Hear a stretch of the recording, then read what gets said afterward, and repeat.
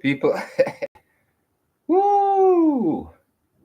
I tell us that my blood is boiling, even though it's cold outside. It's minus, people. The truth is, them time here are the best time for me to Jamaica, you know. I run up and down and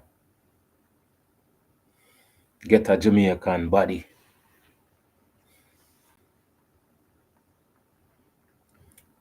But sometimes what you want is not always what you get. But still, I am here.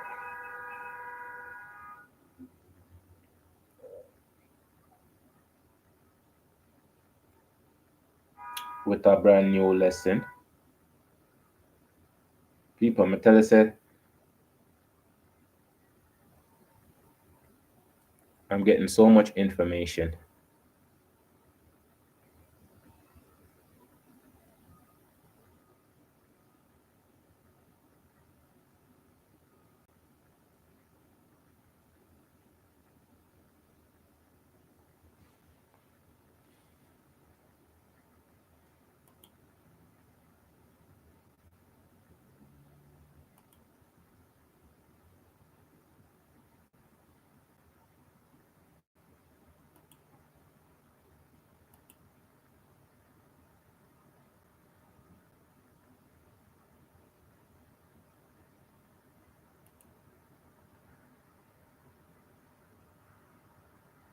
Okay. So people, there's so much information. I'm gonna tell you, so them people are some amazing people, you know. And people, the things that the people in office say, it's so refreshing.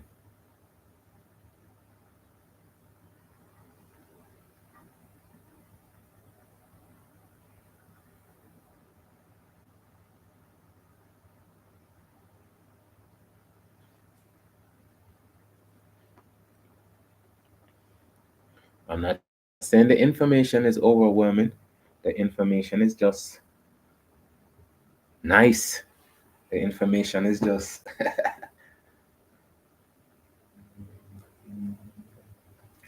and the thing about it is, people, you see them people here?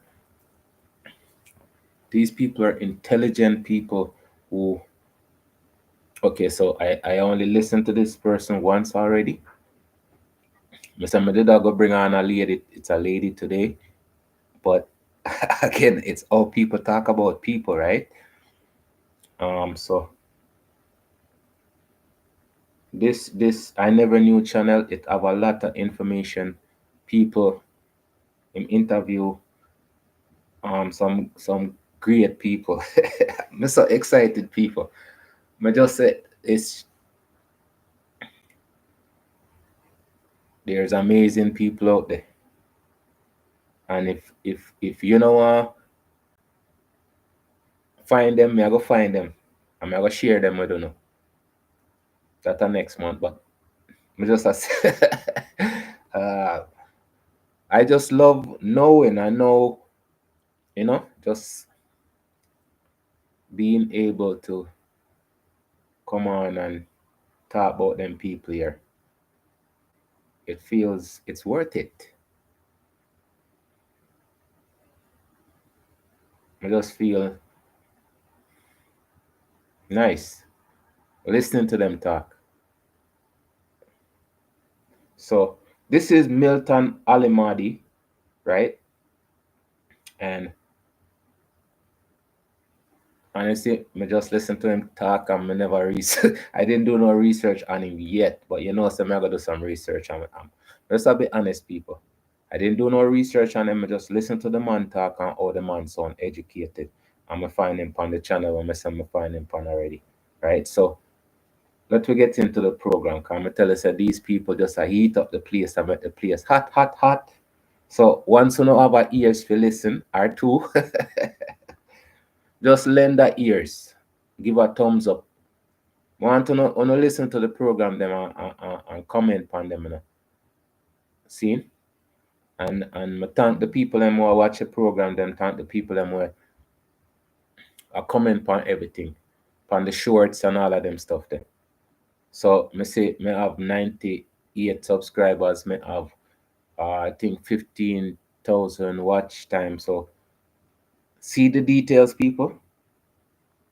So as we proceed with Milton Allimadi and the interview we did on I Never Knew channel. As we proceed, The Battle of Adwa, so important to African history. It's important because it's one of the greatest victories against white supremacy and imperialism. In the 19th century, European countries colonized the entire African continent. They met at the Berlin Conference in Germany from November 1884 to February 1885 and just sliced up the entire continent like a piece of cake. Britain, Italy, Spain, Portugal, Belgium, England, you name it. And then Italy came to try to take its colonial possession, Ethiopia. And before the commander in chief left Rome, General Oreste Baratieri, he promised the king of Italy, at that time it was still a kingdom, King Umberto, that he was going to bring back Emperor Menelik II in a cage so he could be displayed in the zoo. Because he was confident.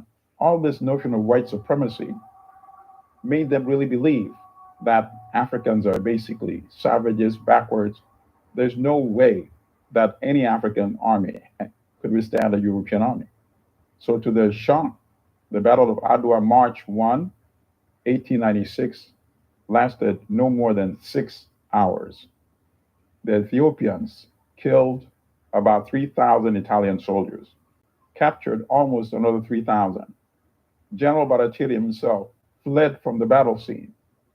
They killed two generals, they captured one general, and marched them back to Addis Ababa, the capital, which, by the way, was founded and named by Empress Taitu Betul, the wife of Emperor Menelik. And Taitu herself was on the front line with 6,000 men under her command. They made the 3,000. hold on. That the wife, you know. So you see, we're surprised, you know. At the wife, I lead it. Listen, people. This is the wife of Empire Menelik II. I have to go Google her name. After Google her name. Emperor Menelik. And Taitu herself was on the front line with 6,000 men under her command. They made the 3,000 prisoners of war, the captives. The tables were turned. Now they made them work for many, many months under African supervision. So now you have Europeans tasting how it feels to work under slave like conditions, being ordered and commanded by Africans. Italy paid millions in reparations, and then the captives were released. Now, this is not taught widely in the history because it would explode the myth of white supremacy that Africans are inferior, Europeans are superior, and no way could Africans defeat Europeans in armed battle, in war. And that is where the story. But they were defeated by by by a lady. The emperor's wife was leading the charge, people. Me I forgot find her for real, you know. I have to go look her up, people. Told by the Italians and by fellow Europeans. In fact, some of the accounts were preposterous at the time of the battle, soon after the battle. Some of the magazines in Europe claimed the Ethiopians were actually Europeans. So Italians had lost against other Europeans who just happened to be in Africa. That is why this history is important. The legacy is important. Africans all over the world, whether they call themselves Africans or not, African descendants, must know this history. It is empowering Please explain why coltan is integral to the tech industry and why Africans are not benefiting from it. All right, in addition to coltan, of course, cobalt as well. Coltan goes into most of the electronic equipments everywhere in the world. So if it's a smartphone, if it's a computer, if it's parts of the instruments in planes and sophisticated weapons, coltan is used. And there are only few countries in the world that have it. Congo, in particular, has most of the deposits in the world, the Democratic Republic of the Congo.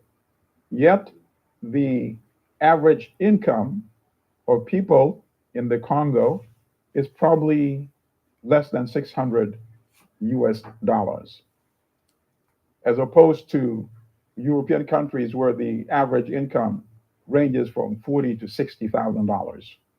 And why is this? Even though electronic equipment is found everywhere in the world, in every country, no matter how remote the country is. How is it that Congo is not very wealthy? Because Congo does not manufacture. Congo sells it as raw material, raw minerals, then goes into the factories in the industrialized countries. And it's not by accident that most of the industrialized countries, all of them rather, are former colonial powers. Now you have new ones, of course, like China, for example, is industrial power now. And China was never really a colonial power, not in Africa anyway, even though it benefits from Africa's resources just as the European countries do. And all of them get the materials for cheap. And once they go back to their factories of their countries and they manufacture the products, the smartphones, the computers, the price compared to the raw material is exponentially, I don't even know by what. That's what I'm saying. You see, when them take the raw material and manufacture it, man, that's when that's when that's when they put the price on it, but not the price on the raw material. But the raw material is worth. This is okay as we proceed because the raw material is still the raw material. How is it that the raw material is worth so less than the finished product? Magnitude, maybe 50, maybe 100 times higher than the value that they get for the raw coltan. And that applies to cobalt as well. And cobalt is increasingly going to be much more important, perhaps even than coltan, because cobalt goes into making the batteries for these uh, electric cars. And as you know, electric cars is the way of the future because of the environmental concern, the climatic issues. So in the next Was the was the way of the future if the technology that Mr. Maxwell Abutu as proven that can be manufactured. So again, you see, our technology I get advanced so fast from gas to batteries to nothing at all. People, I love these people. climatic issues. So in the next 10, 15, 20 years, it's all going to be electric cars. And in order to power those vehicles, they're going to need the cobalt. And the Democratic Republic of the Congo has 60% of that. So now, what am I suggesting? I'm suggesting that even if you can't get along politically, and I'm speaking directly to the African countries, get along so that you can benefit from the raw materials that you have in Africa. Because Congo alone will not be able to protect its coltan and its cobalt. It's not been able to protect the coltan. Look at it. The so called tribal wars that people in the West read about in the Congo, Eastern Congo, those are not tribal wars. How can you have so called tribal wars when at the same time people are digging resources from the ground and exporting it to Europe from the same location where the so called tribal wars are going on? These are wars that are financed by multinational companies. They give weapons, they give money to the neighboring countries like Rwanda and Uganda, for example. And then they send their soldiers there. They're basically working like mercenaries for the West. They I just kept hearing. Okay, again, people, I'm gonna say this one is the first one. So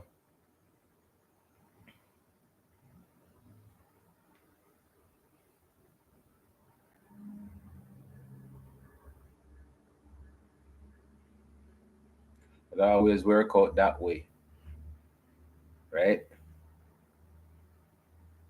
And it's not just in African country. It's a Caribbean country that need the unity and the stability to make it work.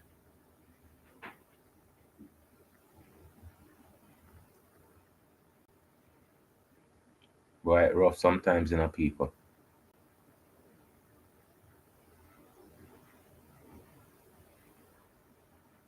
like mercenaries for the West.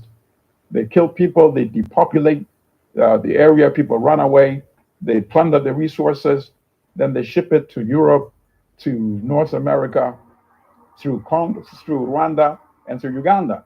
Why? Because they don't want to pay the taxes to the government of the Congo. So they would rather heap African bodies to get the minerals for cheap. So the neighboring countries, first of all, of course, you need progressive leadership.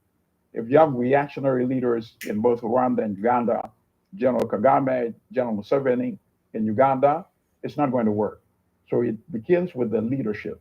You need to have progressive leaders like we had Kwame Nkrumah, of course, in the 1960s. We have Thomas Sankara in the 1980s. These are the type of leaders that really want Africa to benefit from its resources to build wealth and prosperity in Africa. So if they came together, they would be able to protect Congo and say Congo and the rest of Africa is going to get the fair value for the cobalt, and you're going to have to pay us, and you have no choice because without the cobalt, you won't be able to manufacture the batteries that go into the electric vehicles. But even beyond that, we want to start manufacturing the electric vehicles in African countries and then export it to Europe, to North America, so that they get the value for coming from selling those electric vehicles rather than selling the raw material for peanuts. And that's always been the dilemma for African countries. Why did Europe colonize Africa? It wasn't because they have some particular hatred for African people. In fact, much of the racism is made up, manufactured. Most of them don't even believe it, but they know it's very effective as propaganda. In order to exploit, in order to kill, to massacre, you have to demonize the victims first. So, for example, when Europeans enslaved African people, you couldn't go around saying we're going to enslave fellow human beings. So you have to demonize them and depict them as less than human. The same thing under colonialism. The same thing we have today under what is now called neo-colonialism. Demonize them so your peers in Europe can't say, wait, what are you doing to fellow human beings? So you have to destroy them first, get people to believe that they're not fellow human beings. Then you can take advantage of their resources. And that's been the problem. They went to Africa, colonized Africans, they got cheap or enslaved labor, they took the minerals, they made Africans work on the land that used to belong to them, kicked them off the land, gave the land to Europeans, and then let the Africans work as cheap labor. Now, at some point, colonialism was no longer tolerable, right, politically. Just like at some point, slavery was no longer tolerable politically. So colonialism gave way to so called independence. But independence was largely independence on paper. I would say there's not a single African country that is actually effectively independent, making their own decisions about their politics. Okay, and that's one of the things that they talk about with the Maroons. But that's a different story. But I'm just saying what it came down to is written on paper about what what's written on paper is not what's actually carried out, right? As we proceed, people. About the economics, about their sovereignty. So they're independent on paper only. In fact, one of the best lectures about this is called Crisis in the Periphery, Africa and the Caribbean, by the late Walter Rodney, one of my favorite historians, Guyanese. Brilliantly, he breaks down and he says the system, referring to Europeans, always find answers. They're always one step ahead. So when they realized colonialism was no longer tolerable, they allowed the African elite, who may have African skin, but thought like the European elite. So those are the ones that they allowed to take the mantle of state. So what you have now in most African countries are what I call European governors in African skin. They're not looking out for Africa's interests, and that's the problem. Why do you say current academic literature and media still contributes to the negative view African and people of African descent have about themselves? Right, of course, it's very effective. And one way that I like explaining it is to refer people to a short speech that's available on YouTube called You Can't Hate the Roots of a Tree Without Hating the Tree by Malcolm X. It's no more than 5 minutes, but it really captures it better than anyone that I've heard, better than I'm able to communicate it as well. And it makes sense. He said when Africa was controlled by the European colonial powers, they projected the image of Africa negatively: jungle, savages, cannibals, backward, and it had a number of impacts. It turned off Africans in the diaspora, including African Americans, from being attracted to the African continent. And as he put it, it instilled self hatred as well without even realizing. He said, you can't hate your origins without hating yourself. You can't hate the roots of a tree without hating the tree, which is Africa. And he gave examples. He said, we have people that hate the shape of their nose, hate the shape and size of their lips, hate the type of texture of their hair. So, they hate every part of themselves and they internalize that. And it's just impossible. People. Wow. So if I hate myself enough, I can hate you. That's why I'm saying I hate myself. I don't hate myself. I can't hate myself. I have no reason to hate myself. So I don't have no reason to hate anybody. So this is the thing though. So when I hear people use that word all the time, it just kind of, do you know what it means? Do you understand the meaning of it? Do you mean what it means? That word should be a blasphemy word too. Yeah, that should be a blasphemy word. When people use that, that should be blasphemy. A sin word then. How about that? It should be a sin word when you use that word there. Right? As we continue, people. I'm gonna tell you, say them programs are nice, These programs are so sweet. Because them people are just attack facts, reality. What we don't talk about, what we don't face. Why should we do these things when we have TikTok? As we proceed, people, I'm just saying. Right? It's just impossible. You cannot hate your origin without unconsciously hating yourself. And the same applies to Africans in diaspora, also applies to Africans on the continent, because many of them also feed and read the literature that is produced in the West. Even if the literature is produced in African countries, most of the literature emulates the literature of the West. You have Africans that have always challenged that, like Chinua Achebe, the famous Nigerian author. Many people know him by his book, Things Fall Apart. Wole Soyinka, the Nobel Prize winner, although I believe Chinua deserved the Nobel as well. But by the way, these are all Western symbols and prizes anyway. But if you're going to give it to Soyinka, Achebe deserved it too. And another one who also deserves the Nobel is Ngugi wa Thiong'o. He's a Kenyan. And what I like about him, imagine that there was somebody who had. Okay, people. So okay, fine. So I have to do one pan the Nobel.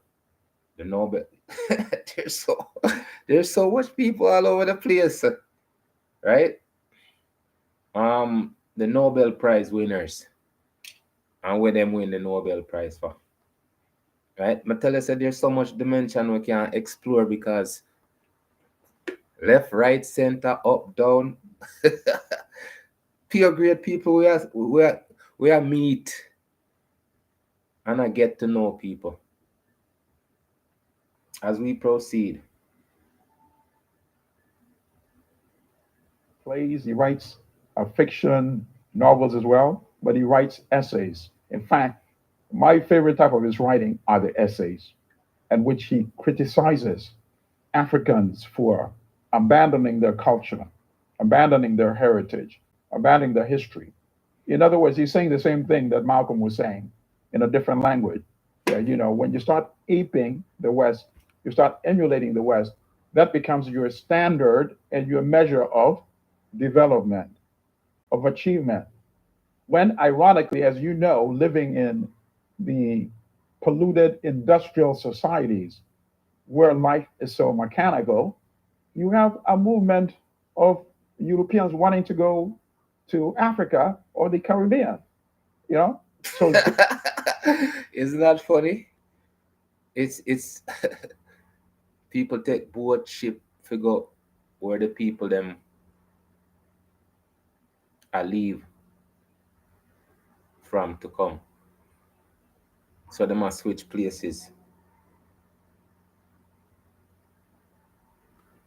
Yeah. Just like that,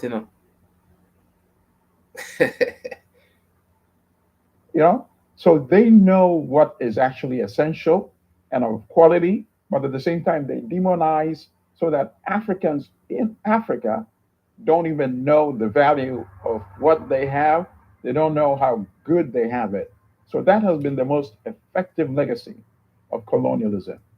The Europeans don't need to have European soldiers in Africa anymore.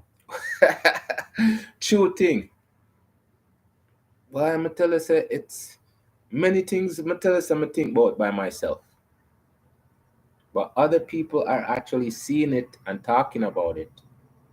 Because them are experience, it's not just a one person experience. All of us is experiencing pretty much the same thought, the same feeling, the simulation. Africans that have been conditioned over generations to hate themselves and police themselves. So when you have Africans wanting to emulate Europe and be like Europe, Europe feels no threat at all. And that is the dilemma. And that is why it's important for us to challenge the narrative. I hated that narrative even as a young person when I was 12 years. More Miss Yellow. Okay, so we're listening to Milton Allimadi. And again, today's is very educational as usual. So we'll listen to the good, I think he's a doctor. I'm born in Uganda, but my family lived in Tanzania. And in Tanzania is really when I started gaining my consciousness. When I was 12, I started reading a lot of publications, books. And I noticed in Western media in particular, including United States media, that was disseminated there, the representation of Africans and African descendants was always as inferior. And I started writing letters to the editor. Throughout my life, I was doing that. But then at some point as an adult, friends told me, why are you shouting from outside the walls? why don't you become actively involved? So I went back to graduate school. I studied journalism at Columbia, and I wrote my master's thesis on the historical demonization of Africa. And eventually, over the years, I continued the research. 2 years ago, in 2021, I published the book Manufacturing Hate: How Africa Was Demonized in Western Media. And I'll tell you, it's been a challenge throughout. It's been a challenge since when I first did the research as a master's paper. We're talking 3 decades ago at Columbia. The paper won one of the awards at the school that they give us prizes at the end of the semester to about 5 or 6 papers. So it was one of those. And then a publication called Columbia Journalism Review invited me to submit it for publication. And it's considered to be a prestigious publication. So I said, this is good. This might open the path to turning it into a book, because this kind of racist depiction needs to be countered and it needs to be known widely. So I submitted, I wait, I see an issue of the magazine coming out, my article is not there. Second issue coming out, my article is not there. And now I'm about to graduate. And obviously I would like it to be published while I'm still about to graduate with my peers. So finally, I contact the publication and I call the publication, I speak to the managing editor, Michael Hoyt, and I say, I've noticed 2 issues of Columbia Journalism Review without my article. When is it coming out? He said, well, it's not going to be published, actually. I said, first of all, when were you going to tell me this? No response. I said, well, what happened? He said, well, there was a vote and 2 of people on the editorial board supported publishing, 2 opposed, and the executive editor, the top person, voted against publishing it. And I said, what was the problem? He said, well, there was a concern by some of them that these things happened a long time ago. I'm like, okay, so you're going to write history of demonization without going back a long time ago. Number 1. Number 2, you asked me to submit it.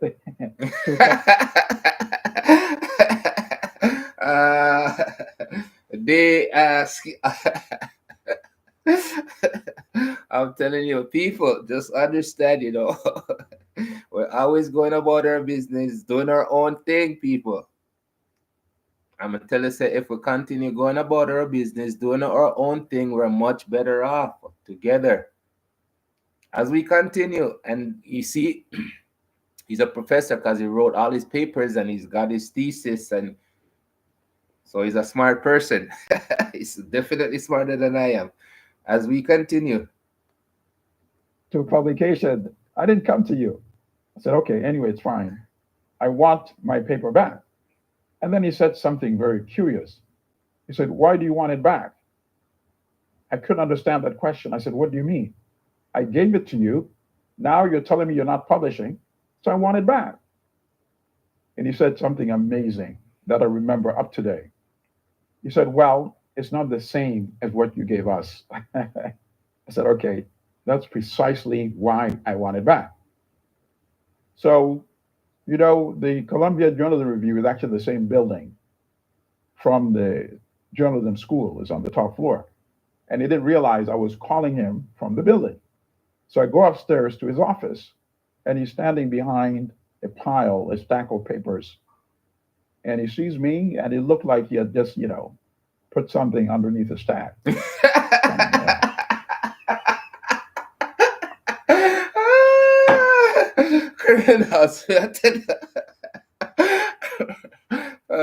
Sneaky me, I tell you sometimes, people. The things that we I forgot you. This is why I love when time people talk them stories so we can listen and understand that greater people pass through many worse things than we.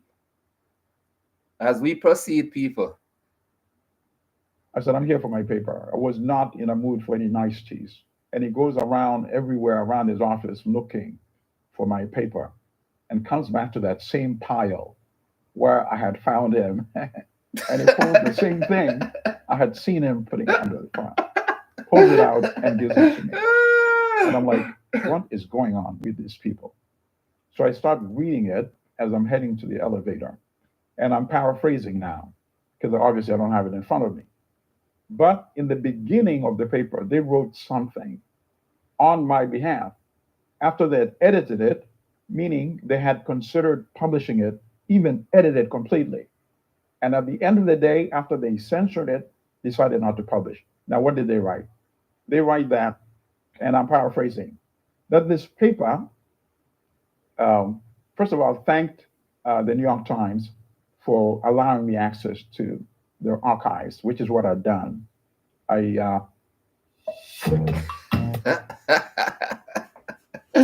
People, may I tell you, you see, the knowledge. That's why I say write. You must always write. Your creativity, your thoughts. Because until I said later on down, it's gonna worth something.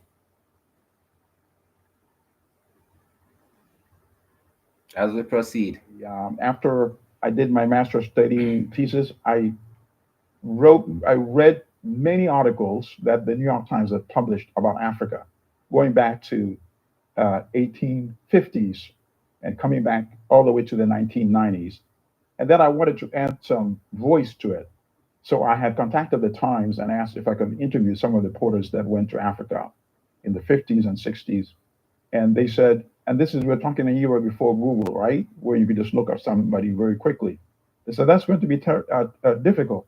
Why don't you do something easier? Go to our archives, because in our archives, we have files and files of letters that they sent from Africa and that the editors here in New York sent to them in Africa. So that could, give you a measure of their state of mind and how they felt about Africa, which is exactly what I wanted to obtain. So the paper, now that they've edited on my behalf, saying, they thanked the New York Times, and they said this article, referring to my article, is not criticism of the New York Times. This article, which involves interviews with many former New York Times reporters, is to show how any media outlet can go astray. So it was obviously clear to me that they were afraid of how the New York Times would react. And that's why they never published it. I did them a favor. I sent it to the publisher of the New York Times. At the time, his name was Arthur Self-Butter. And the managing editor at the time wrote back to me. We're talking 1990s now. His name is Joseph Letterville, and said, yes, you've discovered some very crude and ugly material about our past coverage of Africa. And he said he was a part of that, and he always tried, of course, to improve it, and which is true. His articles were very different from all the others. He always wanted to give the wholesome image of Africa. Okay, so there's always a few who tell the truth, right? And that me say, I know everybody. It's the few who create these ideas and these thoughts that's not true, that goes against us in a negative way, never in a positive light. That's why I say it's so important for us to create our own positivity, highlight ourselves. Right?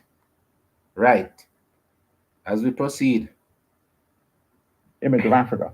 And then I said, okay, let me write an opinion piece, an op-ed, saying this is what my research found. This is where the Times is now. This is where they still need to go. But they didn't respond to that offer. Now, and I give you this context so you can then understand the challenge that I faced after that.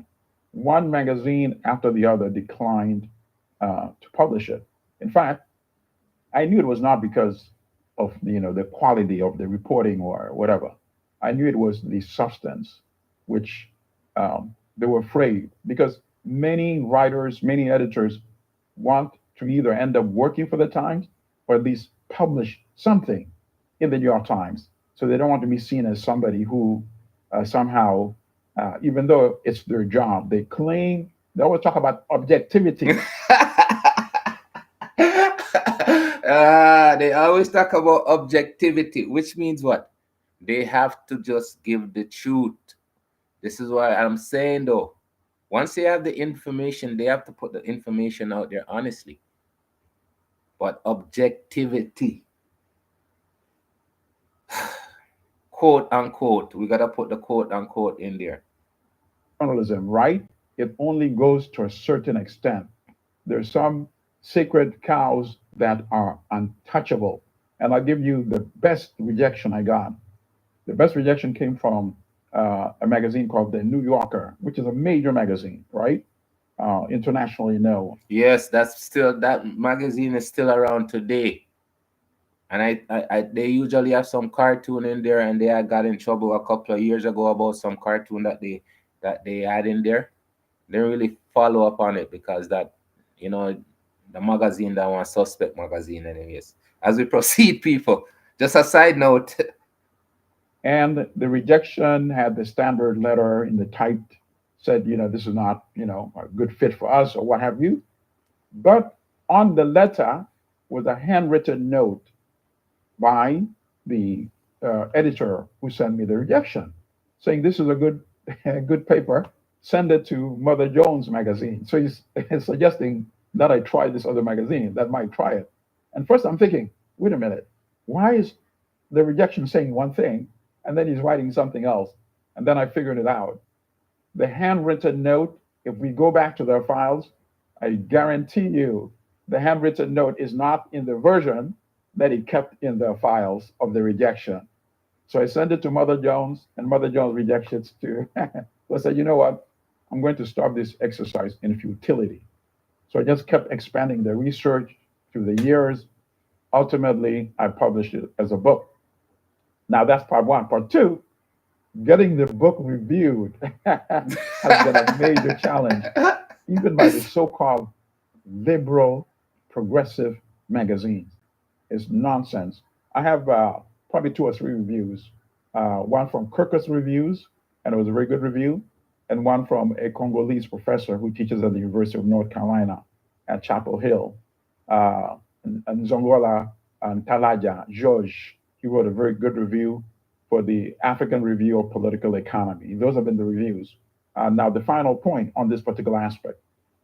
2 years ago, the New York Times published a long article about the Kansas City storm, which had apologized for how it depicted African American citizens of Kansas historically. They went back into their dirty past, they owned it, and they published a long apology and said, we will do better from now on going forward. So I wrote to the New York Times publisher. I said, since you did an article about Kansas City Star apologizing for their dirty past, why don't you own up to your own dirty past that I made you aware about decades ago when I did the article, and now in the book? And I sent them a copy of the book. No response. So that's where things are today. But luckily, in the modern era, with all these other media platforms, we're still able to disseminate information. But this also lets you know there are gatekeepers in the establishment, and they're always like lambasting, Fox News and the right-wing establishment. But the so-called progressive liberal establishment are just as dangerous when they try to suppress our true stories as well. Do you believe social media has helped debunk many of the misconceptions people had or have about Africa? Absolutely, without a doubt. Without social media, the gatekeepers would still be able to dictate the terms. So now, this whole For a big company, Yes, that's true. But you still have to put out good, positive content because there's still, it's not like it's not like they're gonna stop doing what they're doing just because there's social media. They're gonna pay their people to do what they're doing to get the negative out there continuously and consistently, right? So this is what I'm saying. Me highlighting these programs, talking about these things that matters, right? At least it's a start. And I said the best thing we can have is unity, having a conversation, not arguing. As we proceed, people. Nonsense, this charade that uh, the wars in Eastern Congo are so-called tribal wars. In other words, Africans just wake up one day, so I'm feeling tribal today, so let me find another African to kill. This nonsense has been partly debunked by articles on social media, where people in the Congo can now actually take photographs or videos of the so-called rebels, and you see that these so-called rebels have well-starched, ironed uniforms. They have satellite phones. They have the most modern weapons. These aren't so-called guerrillas or rebels. These are financed by national governments. And I gave the example in the beginning. The governments of Rwanda, the governments of Uganda, at behest of Western multinational capital. So people are able to disseminate those images with the captions. And then if you see that image and you still go to like a Time magazine or Newsweek or New York Times or Washington Post, they can't afford now to maintain that narrative of so-called tribal wars because they know most people now get their information from social media anyway. So it's been very powerful and effective. If social media did not exist, we would still be beholden to that false narrative. And that false narrative has the same purpose that this whole racist depiction of Africans as inferior, uh, it serves the same role as that depiction of Africans as inferior did during enslavement. As I said earlier, you can't be enslaving fellow human beings. So you have to convince the world that they may resemble human beings, but they're morally, spiritually, physically, intellectually, actually inferior. That's a lower stage of evolution. So So even if we know if we talk about fully done stuff like those, this is what they thought of us. How can we think them things that ourselves know? These are all the description where we fully endorse now, the things that they're the only people who used to think of us like that. But now we say this stuff them. That's why I say when them not even around. It's not like say them they are around. Just because of how we treat each other. It's scary, people. It's scary, people. As we proceed. stage of evolution. So yeah, it's not the best thing that we're enslaving them to work for us, but at the same time, it's not the worst thing in the world, right? The same narrative during colonialism. Why are you ruling somebody else's country? Destroying their structures, their culture, their history, their leadership, plundering their resources, right? So you have to show them as inferior. And the same thing that we do in the modern era by depicting wars that are actually financed by the West as quote unquote tribal wars. And that's why social media has been very powerfully effective in debunking that. So you have less, you can do a Google research and you will find that you don't find reference to tribalism, tribal wars as prevalent today as you did as recently as 10 years ago. And by the way, I've been complaining about that depiction, even though they never published my thesis paper, even though it took a long time for me to publish my book. Through the years, I've been engaged with writers at the New York Times, editors at the New York Times. Whenever Africa was depicted negatively or in a stereotypical fashion, I would engage them. And occasionally, the managing editor would actually write to me and acknowledge. So this engagement, this interacting is very important. And I feel that partly that may have also played a role in um, the diminishing and then almost the disappearing of use of the term tribal, tribesman, tribeswoman. You see it much infrequently now compared to in the past. But thankfully, social media has also played a very important role in doing that. Please explain why China and Russia were so important in the success of African liberation movements. Sure, it was China, and at the time was still the Soviet Union, right? Until the collapse of the Berlin Wall in the 1990s. They came from a different history. China itself was a victim, as you know, of Western aggression, Western imperialism. The British launched, and the other Western countries, the Opium War against China because they wanted to keep the Chinese addicted. And when the Chinese started rebelling, because they didn't want the opium anymore, they crushed them. How dare you reject, the opium? So China. I remember that. I'm telling you, there's so much information I want to go through because all of these is it's one big circle. All of these information is connected because you see, as human beings, we used to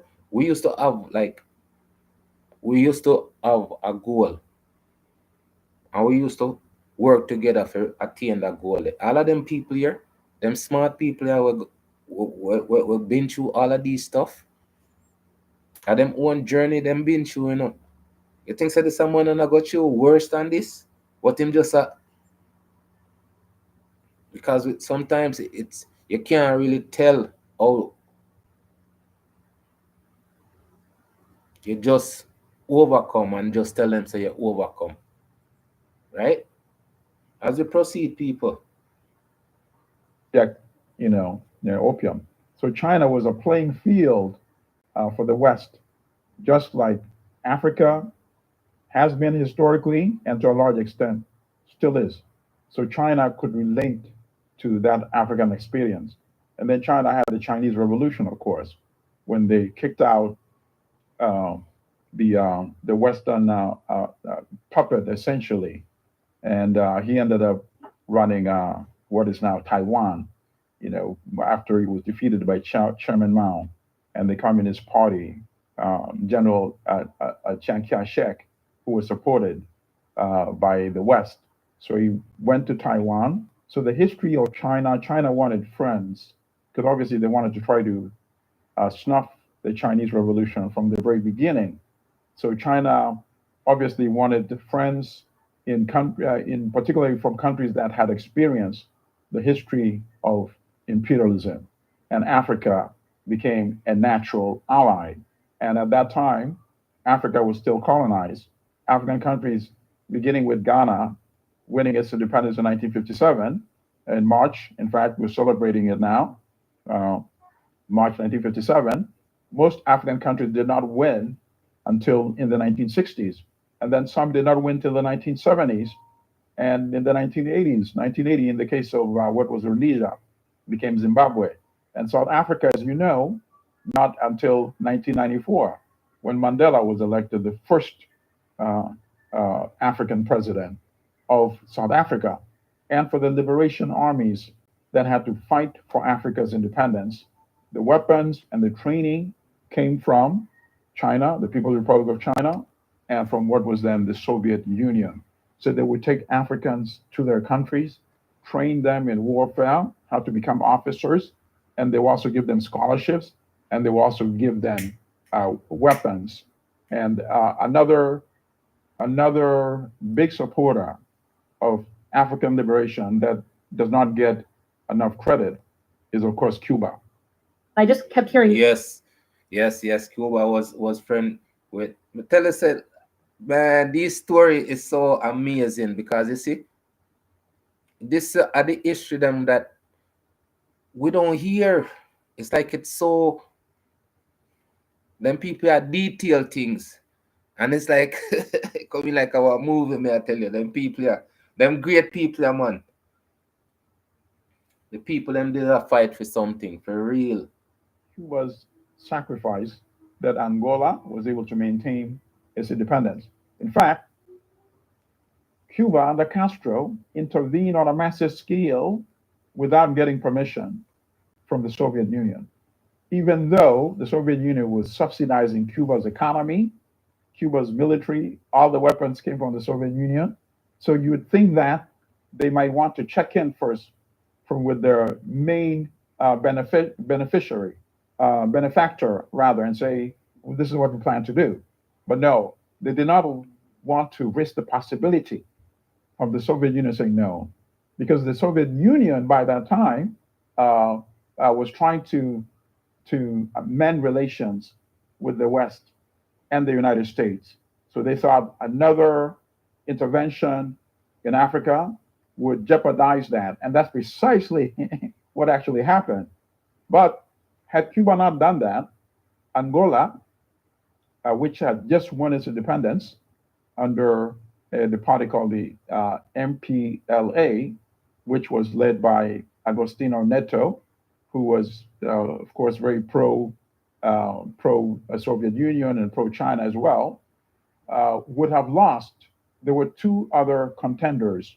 One was UNITA, which was led by Jonas Savimbi, who was supported by the CIA and the West, and the other was Holden Robato, and his party was the FNLA, which was also supported by the CIA and the West.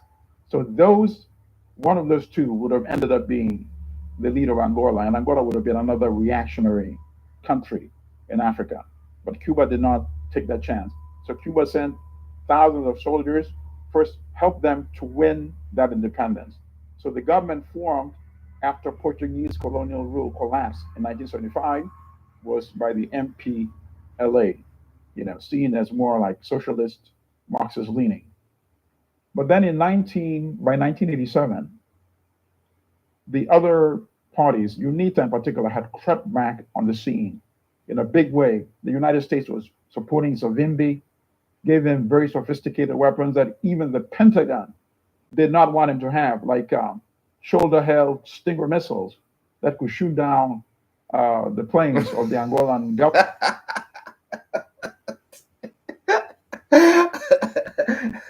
We're telling us, say, yo, the America, them not easy, They're not an easy country. Anything what you see, what I say, the people then put Trump in power because they know what Trump is gonna do.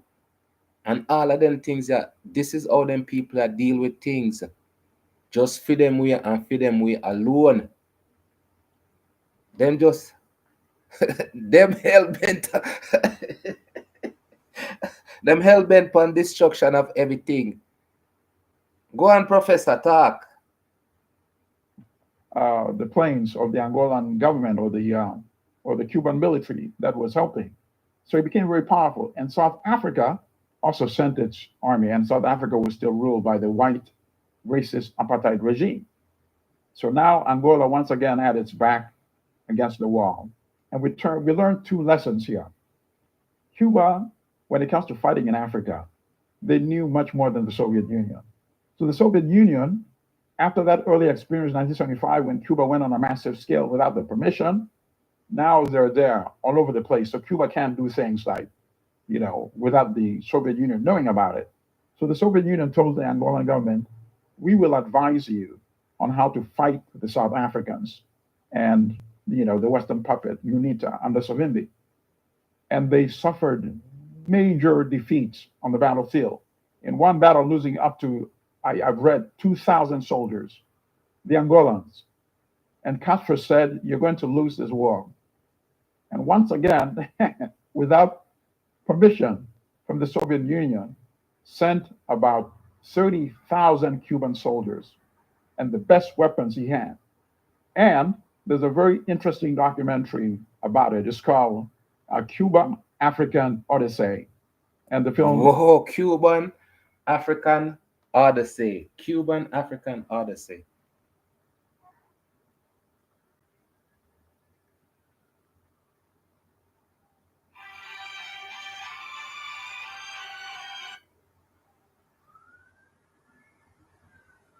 Cuban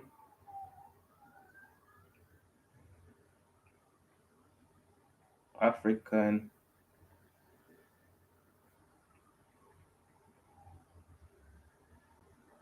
Odyssey, Odeessey. What? What?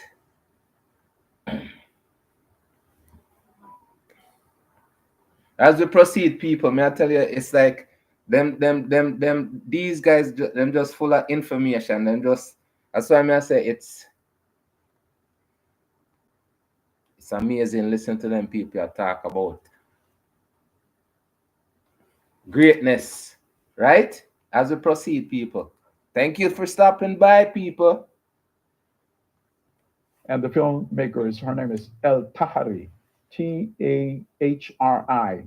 She's an Egyptian French filmmaker. H-A-R-I. And it describes how Castro himself was in command of the battle by satellite phone. So he wasn't even in Angola, he's back in Havana, but directing the battle.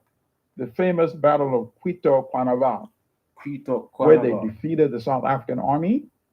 And it was spectacular in many ways, because first of all, this was similar to Adwa, where you have Europeans, the South African army, essentially Europeans, right? Being brought up from childhood that they are superior to non-whites, and there's no way could they lose in Angola. So when they were defeated and they had to withdraw, they realized something very critical. Then you know what? Since this Castro guy cannot even be controlled by the Soviet Union, they might actually follow us into South Africa and defeat us militarily in South Africa and end apartheid on their own terms. And that might not have been the worst things. But they started acting, as Walter Rodney said, the system tries to stay one step ahead. So what did they do? They had been occupying Namibia, they called it Southwest Africa, for decades. They suddenly withdrew and Namibia became independent. They went back to South Africa. 2 years later, they released Nelson Mandela. They started negotiating for the post-apartheid state in South Africa. In 1994, of course, they had elections.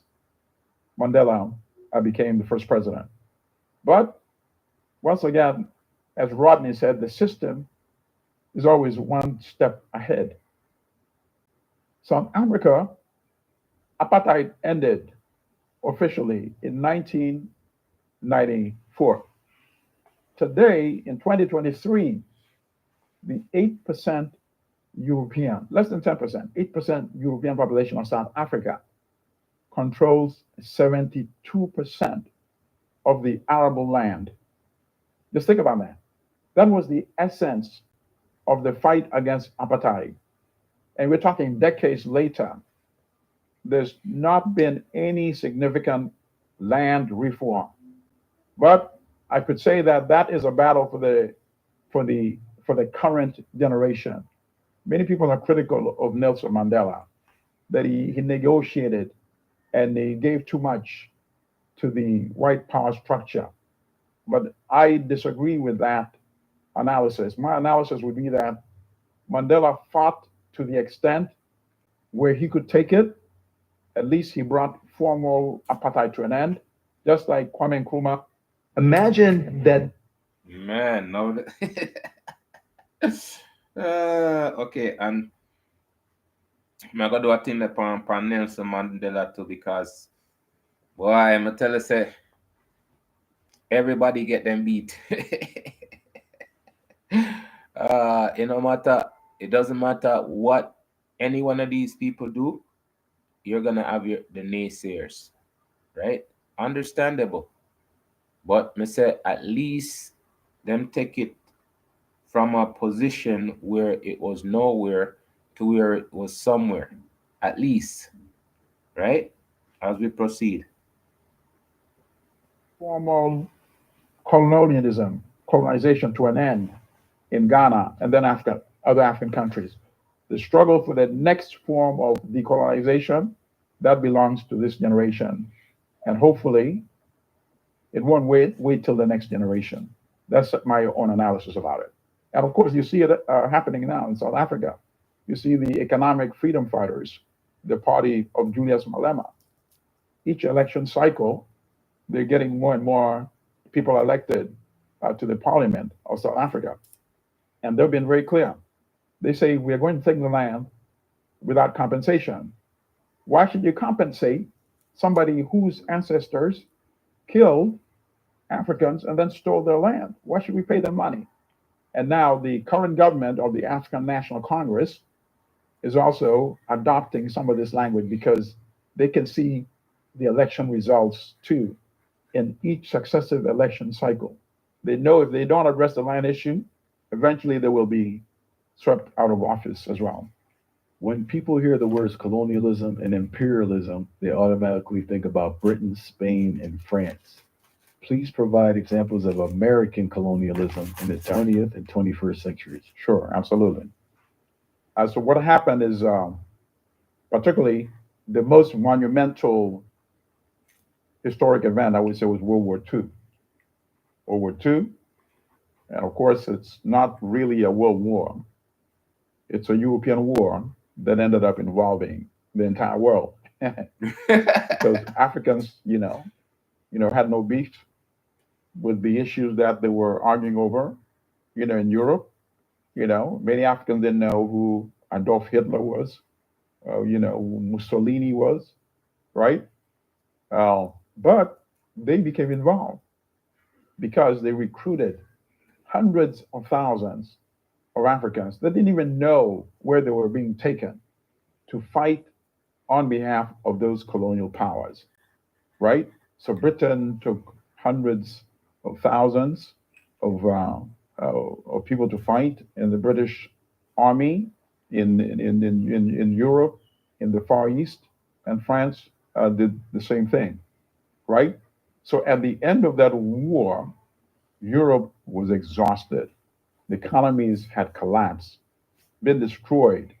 So Europe, in fact, during the war itself, throughout the colonial period, Africa had been sustaining Europe, but even much so during the war itself, when Europe, in order to feed itself, had to get food for African countries. That's how Europe was feeding itself and financing its wars. But at the end of World War II, exhausted, they could no longer afford to maintain their African colonies because their economies have been completely destroyed. Europe and Europeans would be in the same condition that most African countries are in today, had it not been for the United States, with what is called the Marshall Plan, gave European countries billions of dollars in grants. But telling us that, yo, the US is at it again.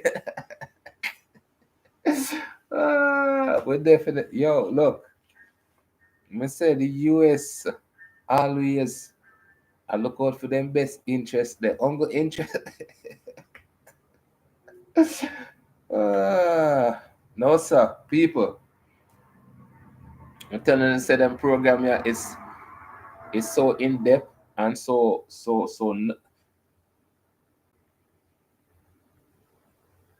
the knowledge of them people have. Again, this is Milton Allimadi,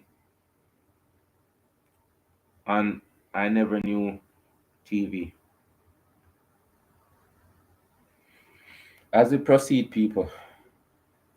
European countries billions of dollars in grants to repair their economy.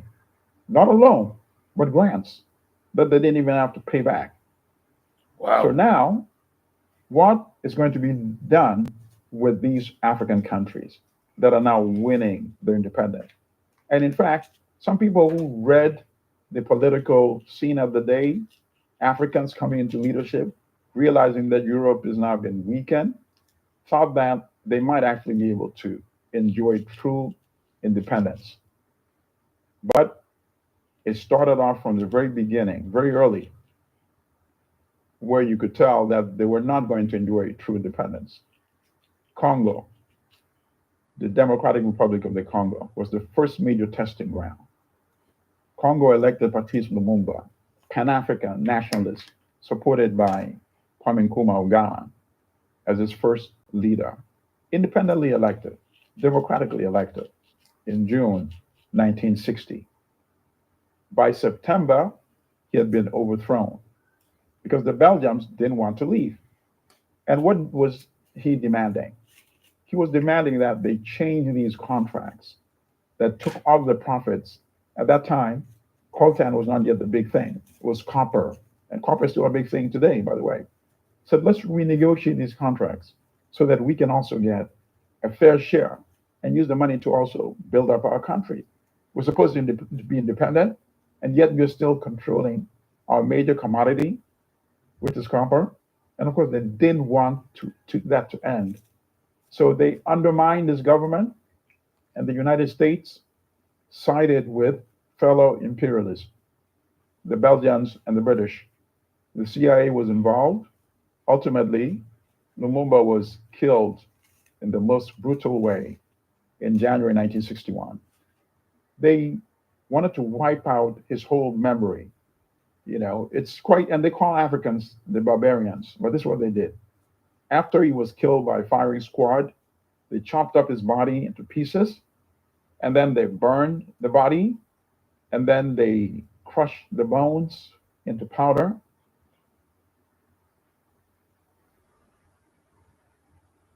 People, can I hear that?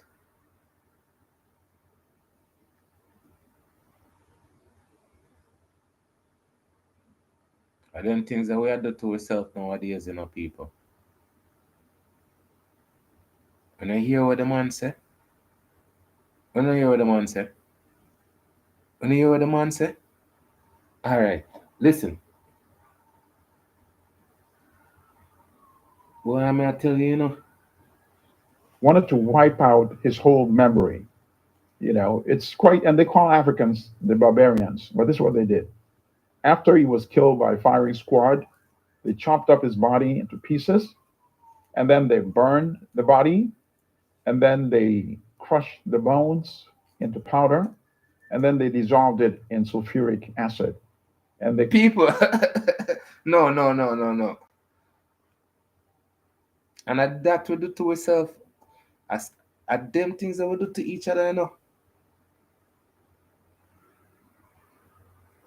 What I'm gonna tell you, it's our history month. I'm gonna tell you say the things that we don't pay attention to are the things that we hurt with. As we proceed, people, because I'm tell you say sometimes, the knowledge is right there, but I look upon it say anybody really care? And the answer is no, because how we treat each other, first of all, we don't care.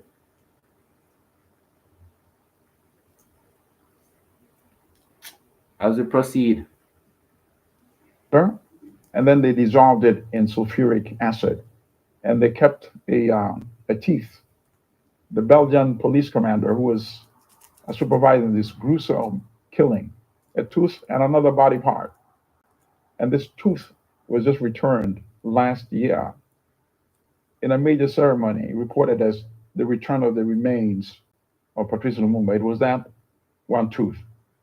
So this was the first instance of the United States displaying its neo-colonial imperialism on the African continent. Nkrumah was really brilliant. Nkrumah wrote a book called Neo-Colonialism, The Last Stage of Imperialism. I highly recommend that book.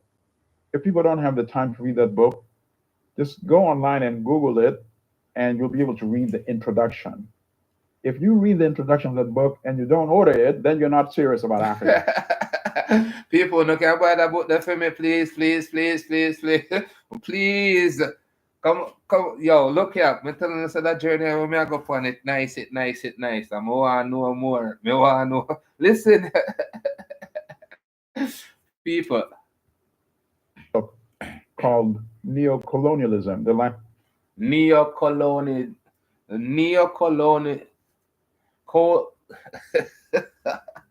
Neo-colonialism. neo colonialism. COLONO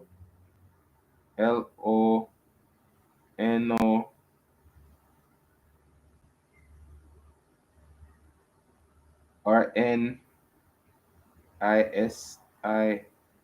colonial. People me can't pronounce the word. If you can't pronounce the word, colonial, colonial, colonial.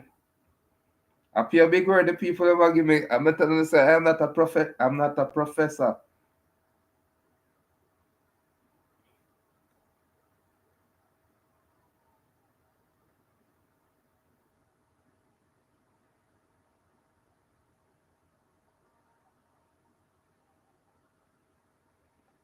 Colonialism. All right, people. Now me in a class. I love class, right? All right, make go on. The African continent. Nkrumah was really brilliant. Nkrumah wrote a book called Neocolonialism, The Last Stage of Imperialism. The I last highly recommend that book. If people don't have the stage time to read that book, just go online and Google it, and you'll be of able to read the introduction. If you read the introduction of that book and you don't order it, then you're not serious about Africa, because he breaks it down. And he says, listen, they wanted our resources before we became independent. So why should they not continue to want it after independence? So what are they going to do? They're going to sponsor reaction. Mr. Lachai, imperialism.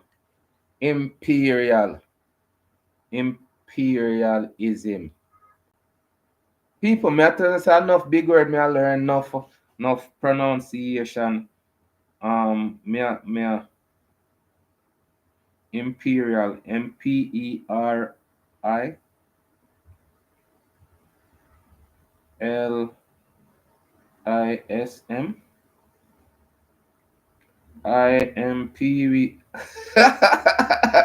We all have difficulty as imperialism. It's spelled IMPERIALISM. Neocolonialism. People, other book here, and that's all it says. See, me not gonna beat up myself no more because I'm telling you, say, it's not the fact that I come from Jamaica. The English language is not fluid with me, but I try my best. Okay, because again, these people are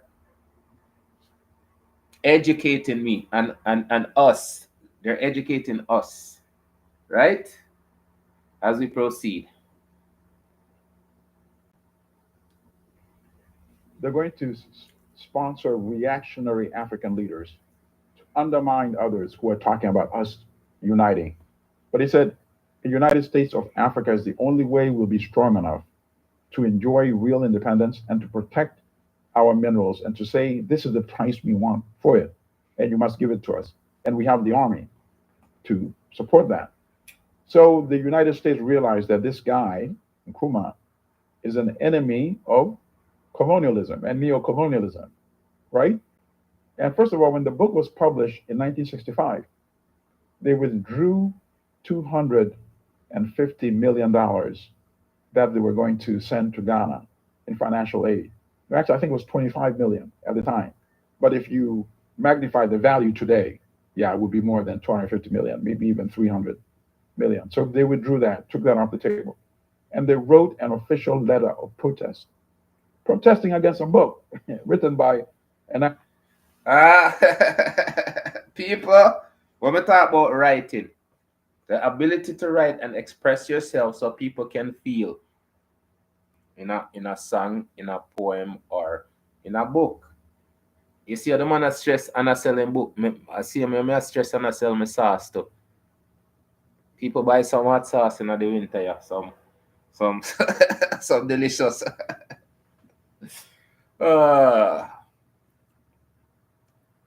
Like up the live, people. Like up the live. We're here educating each other. and understanding why it's so important for us to learn, read, and understand. Leads to better communication,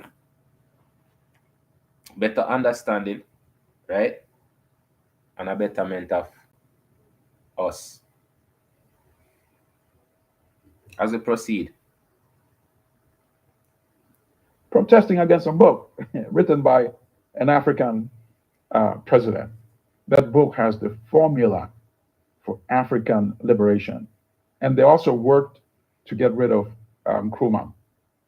There's something called the archival history of the State Department. And I say this because it's something you can actually Google, and it'll take you to the website of the State Department, where they have these archival documents, and you can read the memos that they were writing. It's right there online. The State Department writing memos to the World Bank saying, okay, you loaned some money to Ghana. Even though the loan is approved, don't send them the money, actually. Don't disperse the money. Because if you do that, then the economy is going to weaken, and then Ghanaians are going to start protesting against Nkrumah, and then the military and the police is going to overthrow him.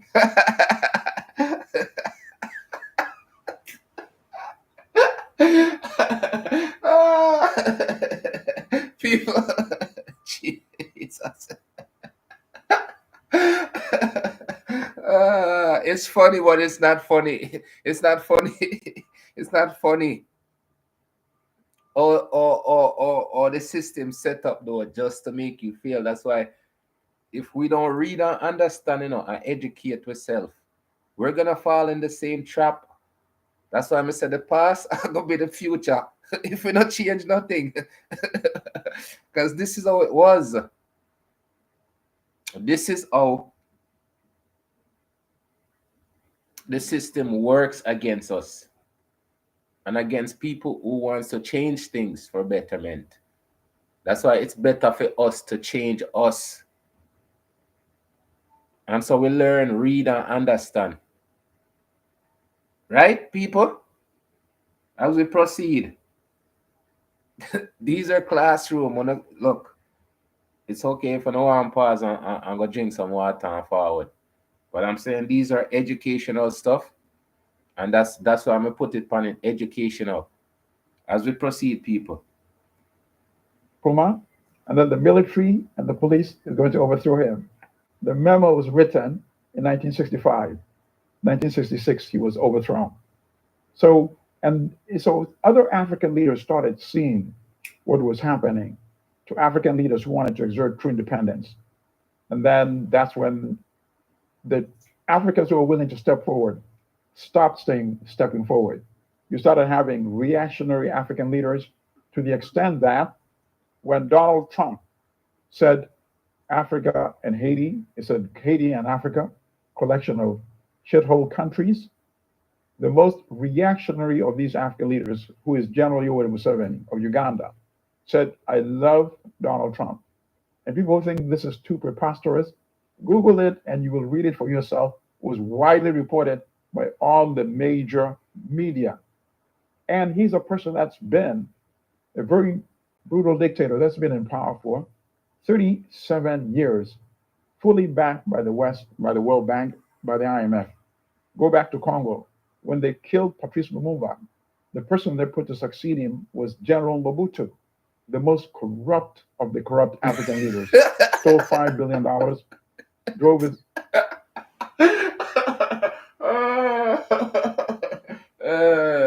It's better these people say these stuff, because until they say, I'm in class and the teachers are talking, the professors are talking. I'm just listening, learning, and sharing. So I like and share up the thing, people. As we proceed. To the ground. Every time there was an uprising by Africans who wanted to get rid of this Western puppet, the West would send support to Mobutu. They would send weapons, they would send planes, and then Moroccan soldiers would go to help Mobutu to fight the war and stay in power. Mobutu was in power for 37 years, backed by the West. And now you have the other person, Museveni, who says, I love Donald Trump, not by accident, that he's also been in power 37 years back there with the West. And that is the contemporary manifestation of US imperialism in Africa. And then you saw another recent example, of course, in Libya. Libya was completely destroyed, saying they were going in to stop Muammar Gaddafi from, quote, killing his own people. That's what they said. So, how are you going to stop him from, quote unquote, killing his own people? Bombing Libya 24/7 for almost 8 months. And who knows how many Libyans were killed by NATO and the United States from that attack? How much infrastructure was destroyed? There's not been a single story in the Western corporate media. Nobody will take any accounting for what they did to Libya. And then had Gaddafi brutally killed, sodomized with a bayonet, and then brutally killed, his body displayed in a refrigerator. And they saw this. In fact, one of the most preposterous images that came out of this was Hillary Clinton, who was then Secretary of State under President Obama. She rushed to Libya and posed for a photograph with the people that they helped install in powers. The New York Times were calling them as, I forget the term, whether it's like liberators or some nonsense like that, right? So she posed with them. I think she had like the V sign, right? Because she's hoping this is going to help her when she runs for president down the line. That I helped bring Gaddafi down. I was tough on Gaddafi. Of course, she never used that. Why? Because Libya has now been pushed back to the 18th century. It's a non country. Libya had one of the highest per capita incomes in the world. Libya had free education, free housing, free healthcare. When people got married, they would get a marriage grant so they can start off their life. Think about that. Which country has that? Not even the United States. And now look. There's been a lot of propaganda about Gaddafi. Can you clarify the good and the bad of the man? Absolutely. Misrepresented to you? Yes, without a doubt. Particularly when he started out, he came through the military. He got rid of the King Idris. He was very young. I think it was 27 when he came to power. And People, in one show, you guys are getting so much information, right? Wow, this is in depth, people. I'm telling you, certain information is worth listening to over and over for us to understand. Some of them things that I only hear. Trust me, man. I'm gonna be versed in understanding more. Trust me, because this information is worth listening to. It's worth sharing.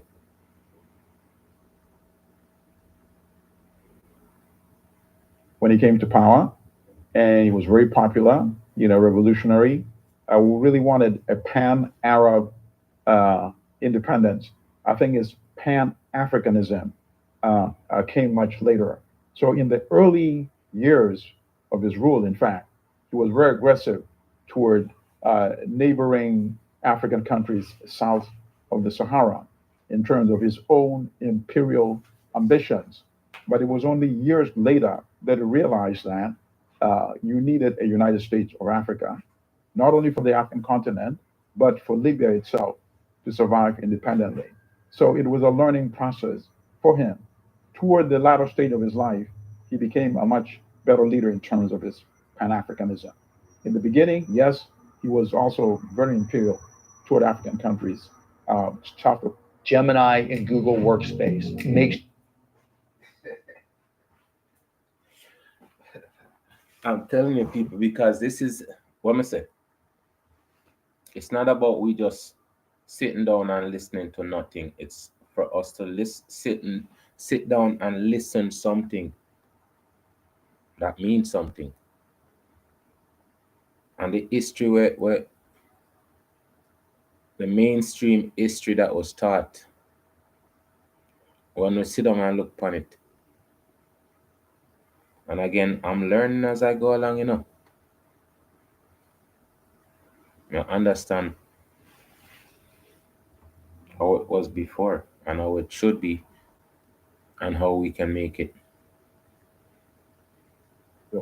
toward African countries. south of the Sahara, and very destructive as well. But as he realized that Pan-Africanism was really the only true solution, he started sharing the benefits of the oil wealth with other African countries. He certainly put a lot of it back in the Libyan economy. In fact, I remember watching an interview on CNN where one of the people who was cheering for Gaddafi to be overthrown, this is before he'd been overthrown, was interviewed by CNN. So why do you hate Gaddafi? And she said, I hate him because he gives our money to Africa. In other words, you know, she didn't see herself as a part of Africa. But of course, Gaddafi was promoting a Pan-Africanism that would include North Africa as well as the rest of Africa south of the Sahara. And if you go back, the actual details of why he was really overthrown and killed has now emerged. And the most interested party was France. France, even though it's let go of its former African colonies in West Africa and in North Africa as well, it still has like a tight grip by virtue of controlling their economies. Their currencies are tied to the French currency, and their reserves were kept in the French central bank in France. So in other words, they're independent on paper only. Now, Gaddafi was going to undermine that by creating an African currency backed by Libyan gold and already put aside, I understand. Okay, so I heard about that too. I heard that he had some plan to create his own. And then we can also do a research on that, you know, because I'm telling you people there's so much information and amazing stories as we proceed. $6 billion to support this new currency, which of course would have eliminated the need for French franc or the West African franc, which was tied to the French franc, you know. So they saw this as an existential threat to the survival of France's own economic well-being. So he had to be eliminated. That's one part. And then another part that came later was this president that was supporting this really aggression to get rid of Gaddafi, Emmanuel, I forget his first name now, it's Sarkozy, Nicolas Sarkozy. Gaddafi actually loaned him money to run his own campaign in France. Of course, he denied it.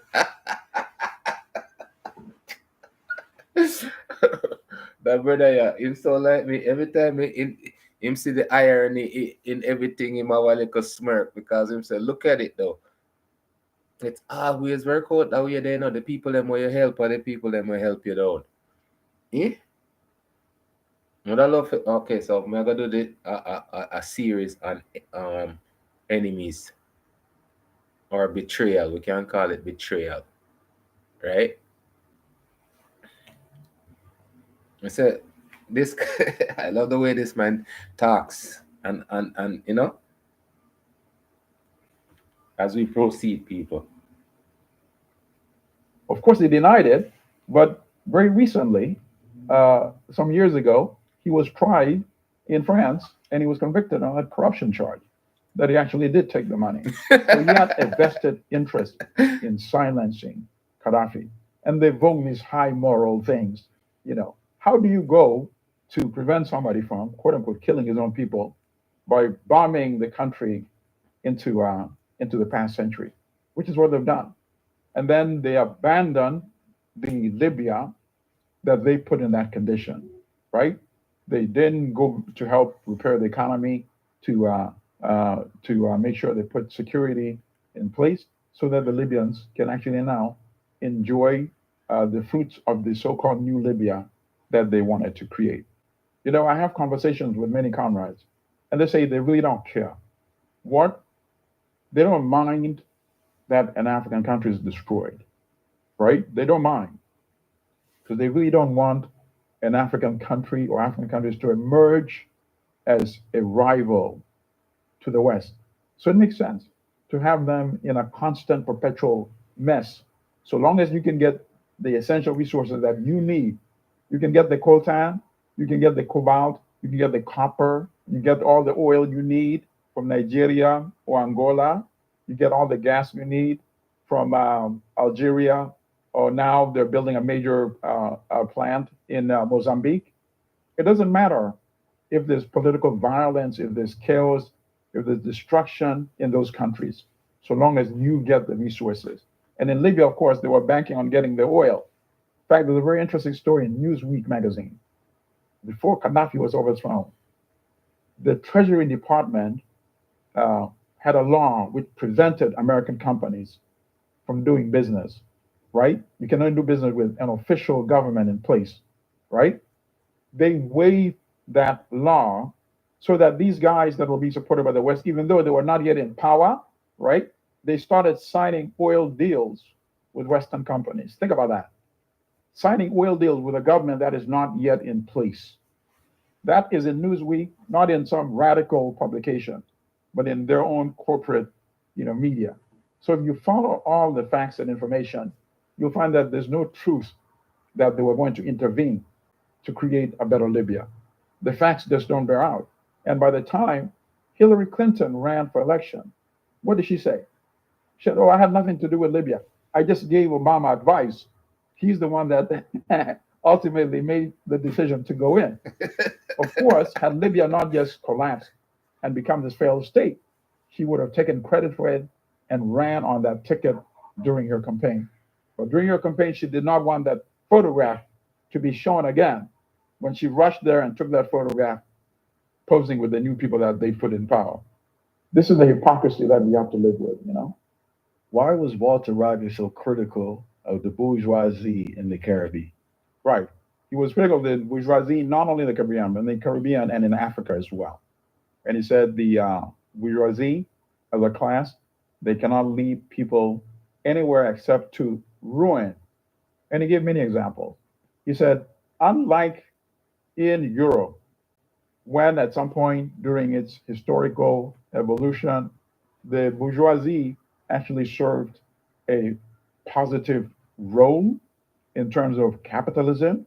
They were innovative, they were creating, they were moving the system forward. And by agitating for better working conditions, for example, and building up their factories, the economies were growing, right? And then they had to listen to the workers, and they started bringing laws like press freedom, controlling how many hours people can work, controlling how old you had to be, abolishing child labor, for example. But he says, as a class in African countries, they don't provide that, nothing positive at all. What they do is they create businesses that charge a lot of rent, just capture the profit. They're not creating anything. So, for example, they start a bus company, and somebody has 5 to 10 buses, right? That's a monopoly. But what is he really creating? Nothing. And you have no choice because you need the bus to go to work, right? Well, jobs. That's how they look at it. I'm just saying, they look at it. If I own the bus company, I'm gonna have conductors. I'm gonna have like people fixing the buses. So I'm creating jobs. They're not looking to create infrastructure because they're living good already. It's to me that's okay. That's how I say it, right? Why should they do anything when they're living good already, right? In their mind, people. I say it's reason and understanding certain things, right? For them, kids is going to private school. Their kids is going to like they're they're going to colleges, universities, paid for already 10 times over. They're gonna be placed in position that they're leaving. So it's not about creating anything other than creating wealth so they have wealth above the other people.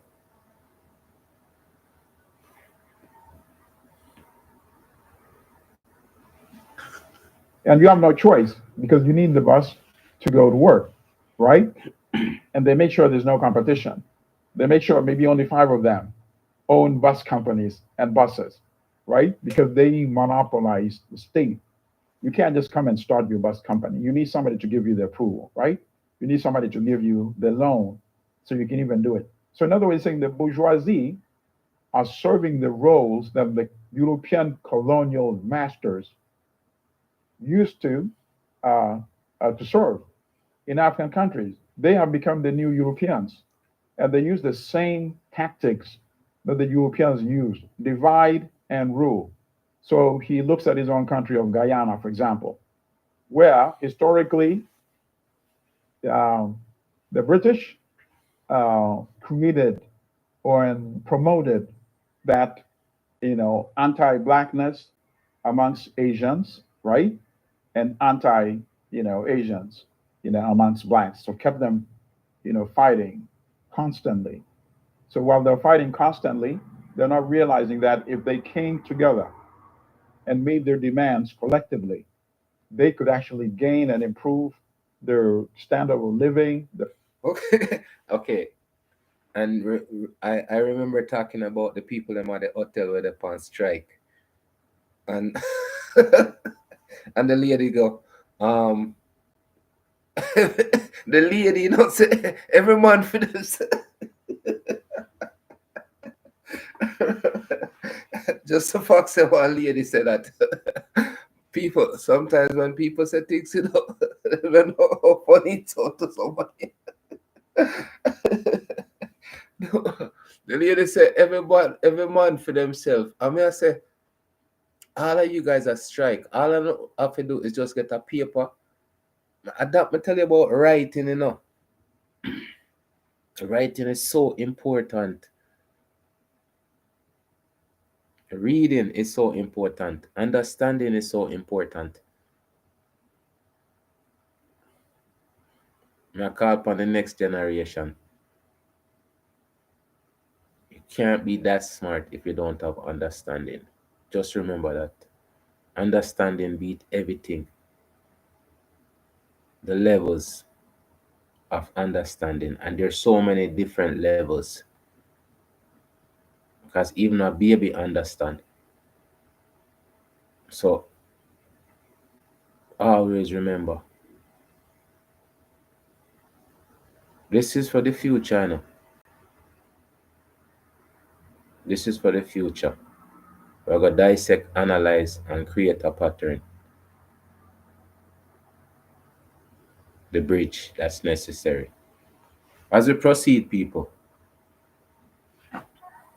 Gain and improve their standard of living, their working conditions, education for their children, housing, hospitals, and everything. But so they have their version almost of the N word, yeah, in this country. So for Indians, it was Sami. It was a corruption of a Swami, which is like a honorific, almost spiritual reference to an Indian, priest.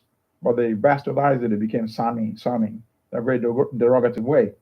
And for the Indians, they call Africans, a Kwashi, which was a corruption of the name, a Khan name, Kwesi, right, which is very popular in West Africa, particularly in Ghana. It turns out to Kwashi. And it was very derogative. It's almost like the connotation of the N word. You see word people, and then we call it in a few country we call it kwashi, yeah, kwashi, which means say you wash up.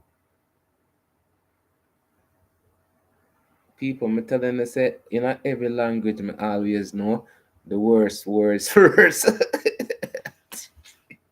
People, me I telling you, look, man. You see, knowledge and understanding, being aware. Because me telling you, say sometimes when me hear how people talk to each other, it's totally different, alien. Me don't know how in my brain, me know there's a better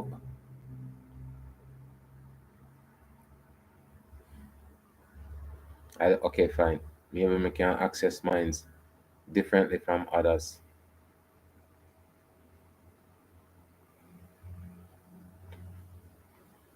I could proceed, yes, sir, because there's so much.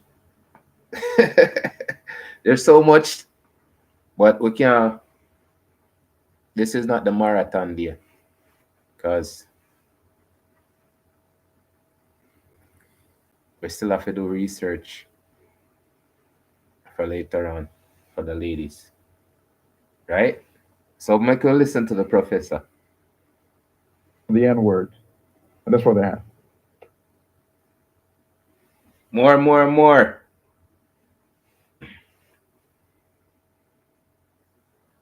Fighting while they enjoyed the benefits of the state. Now, after independence, the Indian elite and the African elite, who now came into power, they inherited the state from the Europeans in Guyana. They use the same tactics up to date. If you go to Guyana today, you still find that nonsense, you know, that fighting and bickering between Indian Guyanese and African Guyanese.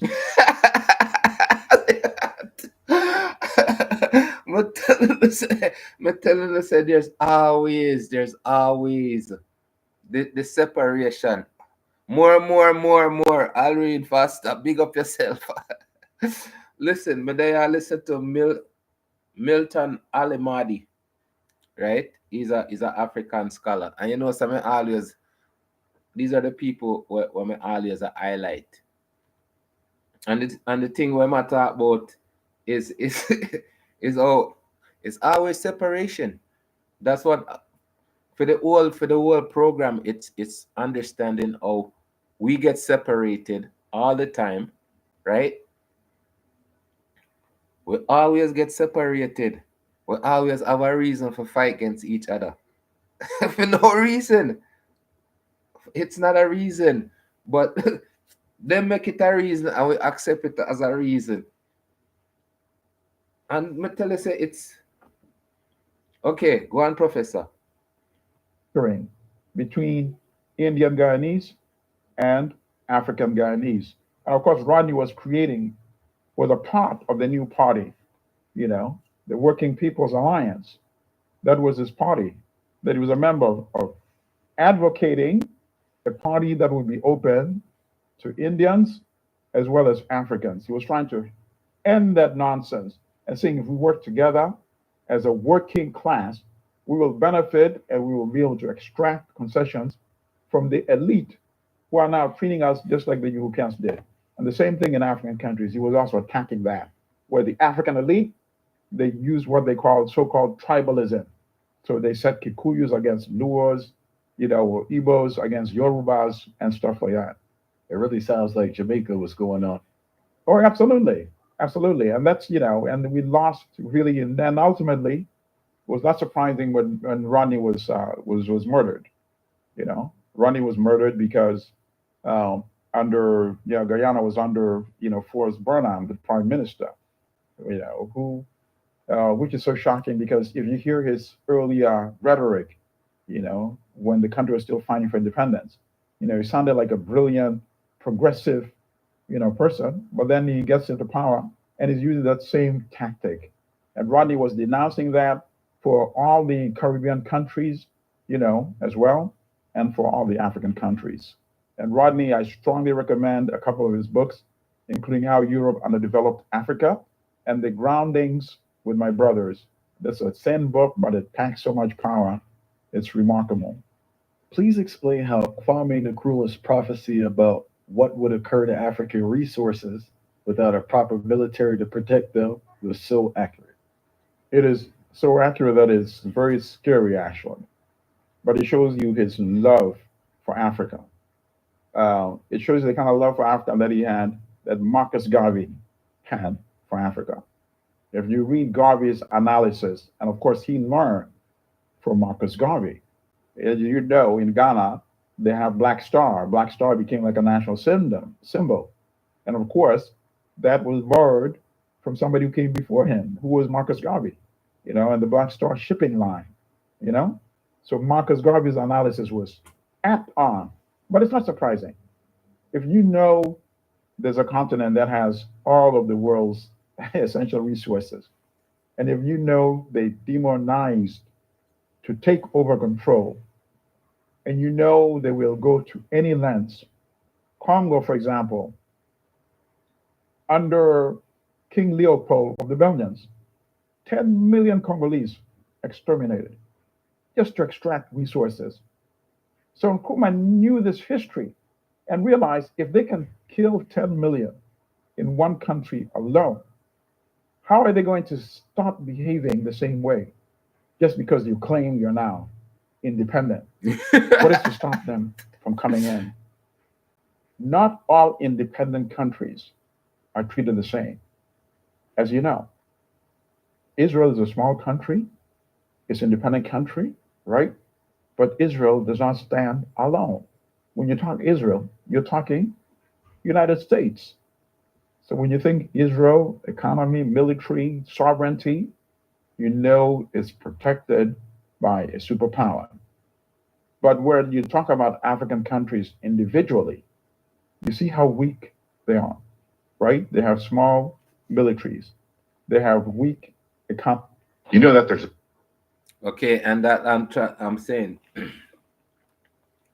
with everything that Abraham Traore is doing right now for his country, right? Shows, right? There's people who want to be independent, who want to set their country a certain way. But as you can see right through history, the control over people and their sovereignty, their freedom, is always controlled by other forces. This is why we have to understand them things here, you know. It's so refreshing, people. It's so amazing to listen to them people that talk about the great people them. Economies. They don't manufacture. There's not a single industrialized country in Africa. That's the sad part. But what is even much, much, much more sadder is that even though they have the most arable, fertile land in the world, Africa imports food. Just think about that. That to me is the profound. Jamaica import food. So listen to them people that talk and me understand how them people that will lend the money to the, but the money is never to build up the country. The money is always to build up the pockets. I import food in Jamaica. Well, yama almost $9. It's it's insane, people. It's insane. If you say them not have like okay, all right, say 50,000 farmers are farm yam. You can't find 50,000 farmers at Jamaica. 30,000 banana planter. It's insane, people. It's just when I listen to them people talk, there is hope. But not with them people I will say there's no hope. This is for the future hopers. Or let them ability shine. You understand?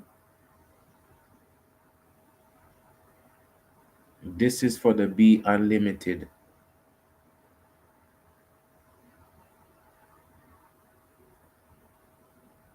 Because them can't stop greatness.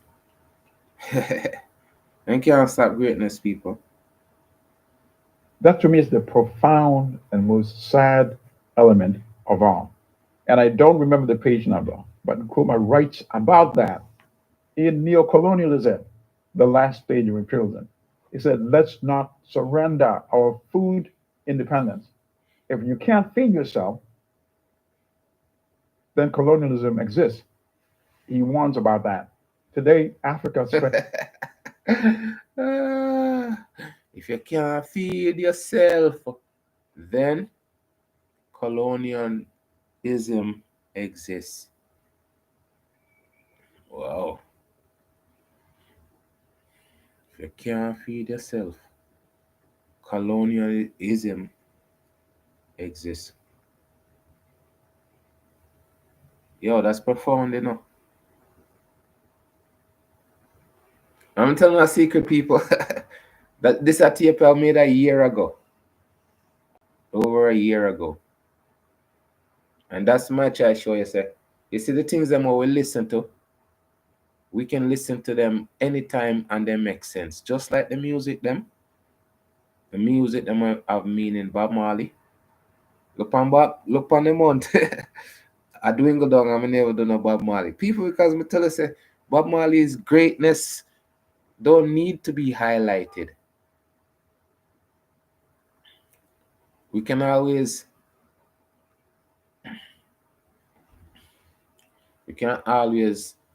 do a tribute to him greatness, but me tell you say he doesn't need to be highlighted. All of these people where we don't hear about a year now, me not hear about this man here. I may just get introduced to him today. That's why I say people, you see over here, so it's reasoning and understanding and educating. Let's proceed. that. Today, Africa spends $35 billion with a B, not F, to import food, and there's still food shortage. When they can use that money to transform Africa's economies, in fact, it would be better if they were importing that food from other African countries. I'm talking importing food from Europe and the United States with $34 billion that's being taken out of the continent, not benefiting a single African country. Nkrumah spoke about that. Nkrumah spoke about having weak militaries. He said Balkanized African countries. That's what he called them. Balkanized, small countries. We will not be able to withstand the West. It has been proven 100% correct. Let me go back to the example of Libya. The African Union, which is the successor organization of the Organization of African Unity, which was founded in Ethiopia in 1963 with all the African. There were a few African countries that had just won their independence, not all of them. And they said, this is going to be the organization that brings us together. And now it's the African Union. The African Union wanted to end the Libyan conflict. So the president of South Africa at that time, Jacob Zuma, went to negotiate with Gaddafi. And Gaddafi agreed. So fine. What did he agree on? To hold elections that he would not supervise. He said the West can come and supervise it, but I want to be a candidate as well. That's my only condition. Yeah, let's cease fire, all sides start fighting. You say, it won't be a free election. It will be because I'm not going to conduct it.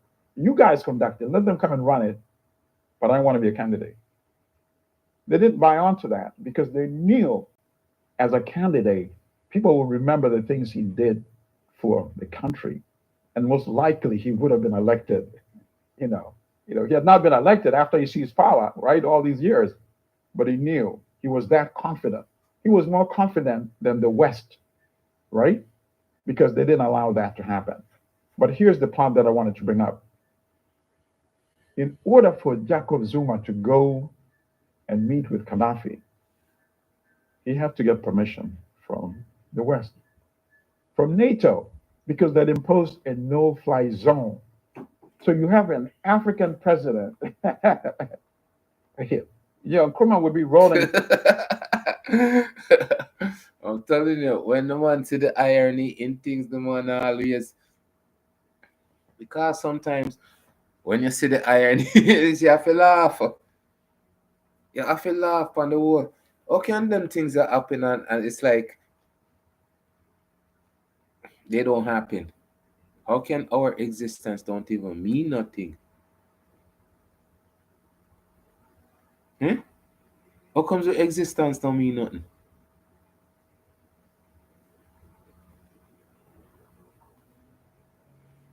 Crazy. Be rolling in his grave, really. African president of South Africa, one of the premier African countries, right? Asking the West, please, can I go get permission to fly to Libya without my plane getting shot down? I don't think you need any better example of that African countries are not independent and that Nkrumah's predictions have come 100% to fruition. You mentioned Kwame Nkrumah's book in regards to clearly explaining neo-colonialism. Mhm. Do you believe Wretched of the Earth carries the same power? Oh, yes, of course, in a different way, though. Wretched of the Earth dealt with the cultural demonization, the spiritual demonization. Um, it touched on all the, because he was a doctor, see? So he knows human behavior. So that's what he focused on. This is what colonialism has done. So when Malcolm talks about the self-hatred, for example, he goes into a deeper analysis from the perspective of only that a doctor uh, can do. And then as a result of all that internalized hatred, self-destruction, what does it also create though? It quite naturally creates the urge for violence to get rid of that oppression. And some people were criticizing him as somebody who was, advocating or promoting violence, but it's nonsense. It's people that are not willing to accept the truth that you cannot impose that kind of barbaric conditions upon fellow human beings and then be surprised that they would want to act violently toward that violence to get rid of the violence. So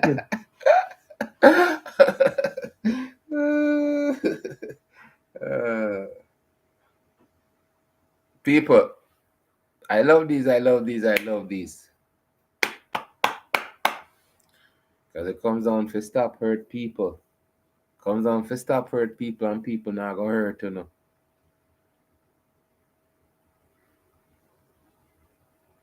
Humanity. Who really care about humanity anyways?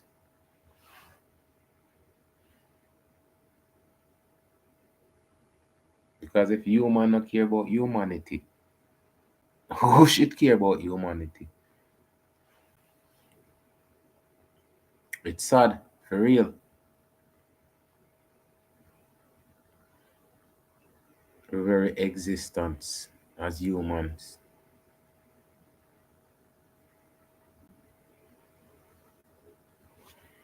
As we proceed, people. rid of the violence. So in that sense, it was almost like a calling card for people that were fighting to liberate themselves from European imperialism in the 1960s. And then, of course, today, the structures of colonialism are very different now. You don't have physical, white people representing the elements of imperialism. Now you have so-called fellow Africans. So it's kind of uh, different to think about, okay, how can I adopt that same text to now confront, these Africans who are essentially doing the same thing that the Europeans did. And to me, it's not that difficult. We should not overly focus on the, skin color. Let's focus on what they're doing, right? And discount the fact that, they're not fellow Africans, I would not want to call somebody a fellow, like a comrade, when he's essentially doing the same things that the Europeans did to exploit us, to oppress us. They're taking advantage of their black skin tone to do the same thing and benefiting themselves, enriching themselves, and the elite that are around him. And the difference between that and Nkrumah's book is that Nkrumah focuses on the practical ways to not only counter imperialism, but to how to build Africa's economy. It's like a blueprint. So it says, for example, if you want to industrialize, West Africa should focus on producing these types of manufacturers. East Africa should produce this type so that they're not competing with each other. And then West Africa can trade with East Africa. North Africa, same thing, focus on some, manufactured products.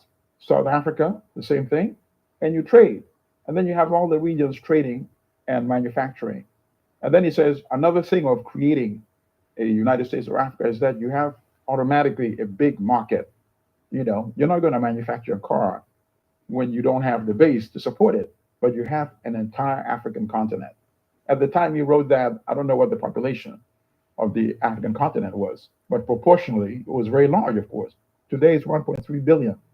Can you imagine if you have 4 or 5 major car manufacturers in African countries? Why would you need to import automobiles from the United States or from Europe or from South Korea?